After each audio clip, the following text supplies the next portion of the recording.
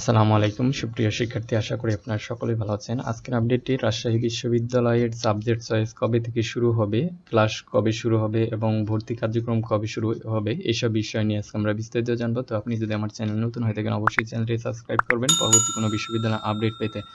তো রাজশাহী বিশ্ববিদ্যালয় ওয়েবসাইটে এখনো হচ্ছে তারা নোটিশটি বা বিজ্ঞপ্তিটি এখনো প্রকাশ করে নেই।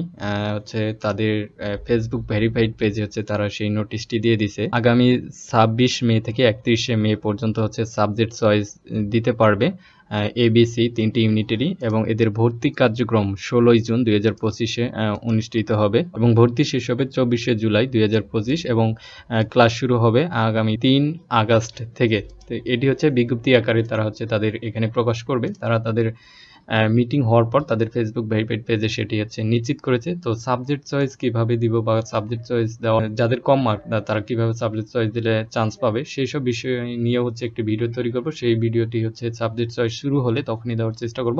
তো ততক্ষণ পর্যন্ত আমার চ্যানেলটির সঙ্গেই থাকবেন। ধন্যবাদ সবাইকে।